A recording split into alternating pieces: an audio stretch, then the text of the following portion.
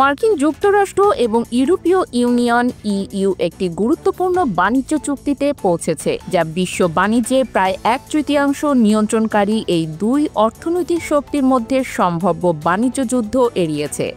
EU এর পণ্যের ওপর 15% শুল্ক এবং $600 বিলিয়ন বিনিয়োগ প্রতিশ্রুতি নিয়ে এই চুক্তি হয়েছে। মনে করা হচ্ছে এটি ট্রাম্পের জন্য বড় জয় হলেও ইইউ এর জন্য সম্পূর্ণ পরাজয় নয়।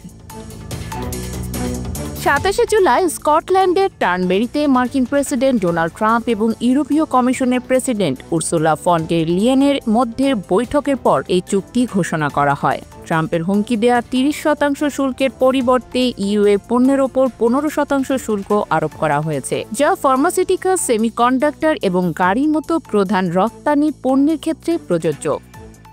ট্রাম্প বলেন, ইইউ কিছু মার্কিন পণ্যের ওপর 0% শুল্ক প্রয়োগ করে তাদের বাজার উন্মুক্ত করবে। চুক্তি অনুযায়ী ইইউ মার্কিন যুক্তরাষ্ট্রে $600 বিলিয়ন বিনিয়োগ করবে, $750 বিলিয়ন মার্কিন এনার্জি এবং শত বিলিয়ন সামরিক সরঞ্জাম কিনবে। গত বছরের বাণিজ্য তথ্যের ভিত্তিতে এই চুক্তি মার্কিন সরকারের জন্য প্রায় $90 বিলিয়ন শুল্ক রাজস্ব আনবে।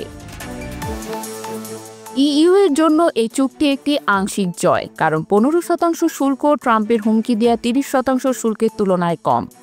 ইইউ $117.6 বিলিয়ন মার্কিন পণ্যের ওপর প্রতিশোধমূলক শুল্ক প্রস্তুত করেছিল, যার মধ্যে গবাদি পশু, বিমানের যন্ত্রাংশ এবং হুইস্কি অন্তর্ভুক্ত ছিল। তবে ইউরোপের অর্থনৈতিক মন্দা এবং ইউক্রেনে অস্ত্র সরবরাহ ও ন্যাটোতে মার্কিন সমর্থনের ওপর নির্ভরতা ইইউ এর আলোচনার অবস্থানকে দুর্বল করেছে।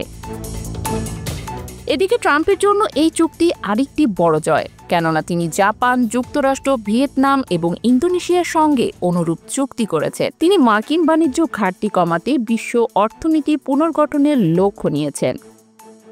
গত বছর ইইউ এর সঙ্গে মার্কিন পণ্য বাণিজ্য ঘাটতি ছিল $236 বিলিয়ন, যা ট্রাম্পের জন্য একটি গুরুত্বপূর্ণ ইস্যু।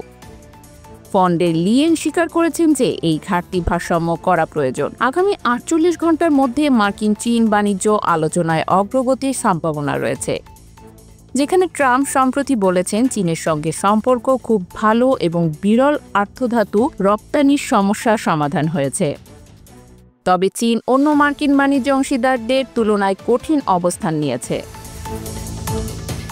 এই চুক্তি মার্কিন ইইউ সম্পর্কের জন্য একটি টার্নিং পয়েন্ট, তবে এর বাস্তবায়ন এবং দীর্ঘমেয়াদী প্রভাব নিয়ে প্রশ্ন রয়ে গেছে। এখন দেখার বিষয় চীনের সঙ্গে আসন্ন আলোচনা এবং ট্রাম্পের বাণিজ্য নীতি কিভাবে বিশ্ব অর্থনীতিকে প্রভাবিত করে।